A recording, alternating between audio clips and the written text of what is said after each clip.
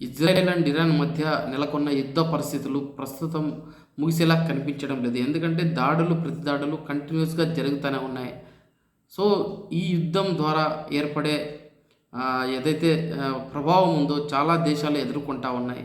Already India gas కష్టాలను ఎదుర్కొంటా ఉంది. Gas సిలిండర్లు దొరకక అనేక హోటల్స్‌ను మూసివేయడం జరిగింది తాత్కాలికంగా.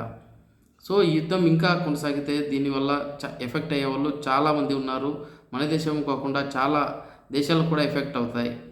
సో, స్టార్టింగ్ నుంచి చాలా తక్కువగా ప్రతిఘటన చూపిస్తున్న compare to Israel and America, Iran చాలా తక్కువగా ప్రతి దాడులనేది చేయడం జరిగింది. అయితే నిన్నటి రోజు ఇజ్రాయెల్ పైన ఇరాన్ దాదాపుగా 1450 బాంబులతో విరుచుకుపడింది. బాంబుల వర్షమే కురిసిందని కూడా చెప్పుకోవచ్చు.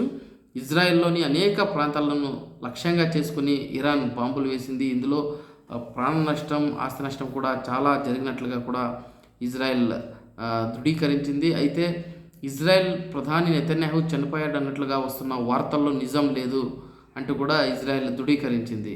ఇదే సందర్భంగా ఇరాన్ గల్ఫ్ దేశాలపైన తీవ్ర హెచ్చరికలను జారీ చేసింది.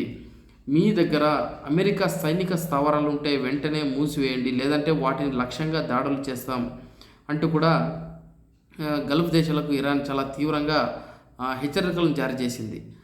ఎందుకంటే గల్ఫ్ దేశాలు అనేవి సోదర ముస్లిం దేశాలు. ఇరాన్ వాటిపైన కూడా కనికరం చూపించము, అమెరికా సైనిక స్థావరాలు ఉంటే మీ పైన దాడులు తప్పవు, వెంటనే వాటిని మూసేయండి అంటూ కూడా చాలా స్ట్రిక్ట్గా కూడా వార్నింగ్ ఇవ్వడం జరిగింది. అంతేకాకుండా ఇజ్రాయెల్ అనేది ఇరాన్లోని ఒక బ్యాంక్ పైన దాడి చేయగా దానికి ప్రతిదాడిగా ఇరాన్ దుబాయ్లోని బ్యాంకులపైన దాడులు చేస్తూ ఉంది. సో, ఎక్కడా కూడా తగ్గడం లేదు ఇరాన్. ఒంటరి పోరాటమే చేస్తూ ఉంది. అమెరికా ఇజ్రాయెల్కు ధీటుగా కూడా ఇరాన్ అనేది ప్రతిఘటనలు, ప్రతి దాడి కూడా చేస్తూ ఉంది. సో, ఈ దాడి ఇలాగే కొనసాగితే చాలా కష్టంగా ఉంది అని కూడా విశ్లేషకులు చెప్తా ఉన్నారు.